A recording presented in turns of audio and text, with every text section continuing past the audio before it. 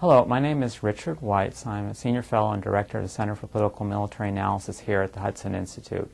Today, October 21st, is the day after the Obama administration formally confirmed what had been long suspected, is that the administration is going to submit to Congress a proposal to allow Saudi Arabia to purchase as much as $60 billion of weapons from the United States. This is perhaps the largest arms sale deal in the history of the United States.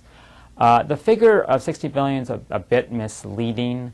What it is an authorization for Saudi Arabia to purchase up to $60 billion worth. And the thinking is the Saudis might purchase more weapons, particularly in the aviation and category. So they're thinking they're going to be purchasing more F-16s. They'll be purchasing more attack helicopters. They'll be purchasing more support units for these, plus some other items. And that a lot of that, though, will be worked out over the course of the next 2 years as the Saudis come in with specific contracts for the items they want to purchase. And so this large total will be spread out over a number of years because you'll need time to make the weapons, to train the Saudis to take other steps. So you need to divide that figure over maybe a dozen years or so. In addition, there is under negotiation additional arms packages that would fall out of that total. That includes naval weapons and perhaps additional missile defense systems. The reason for the large sale is multiple. The most obvious reason is Iran is displaying a vast array of military power. Even without nuclear weapons, Iran has been showing off new patrol boats. It's been showing off new air attack systems. And so giving Saudi Arabia additional systems will reassure the Saudis about their security. In addition, they're concerned about what's happening on their southern flank in Yemen. There's been spillover fighting there.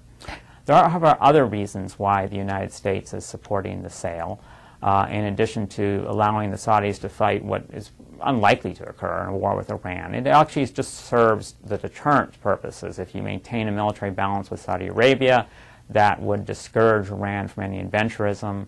It helps promote interoperability both with the United States, since their U.S. forces have similar weapons, and with some of the other U.S. allies in the Gulf, particularly the United Arab Emirates, which has bought a lot of weapons.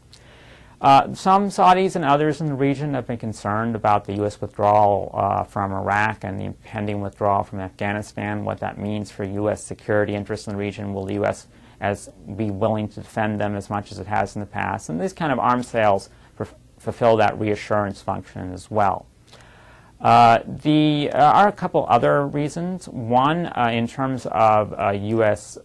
defense industrial base, there's going to be a gap because the Pentagon has been cutting back in some of its purchases, particularly in long-range air systems, for example. So this contract will help either create or sustain an estimated 75,000 jobs from the F-16 line, for example, which until there will be a follow-on order. And there is a concern that if the United States does not sell these weapons, the Saudis can easily acquire them elsewhere. And Saudi Arabia has been very careful to actually buy weapons from multiple purchases. They've purchased a lot of fighter planes from Europe. The Russians and the Chinese would be very happy to sell Saudi Arabia these weapons.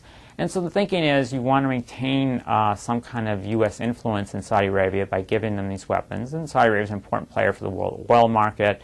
It has taken stances supportive of a peace with Israel under certain conditions.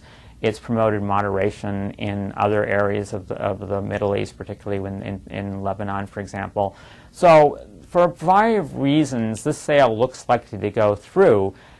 In particular, Israel has not objected because supportive of some of the goals we've mentioned, and the administration has promised to give Israel even more advanced weapon systems, in particular the F-35 fighter. Thank you very much.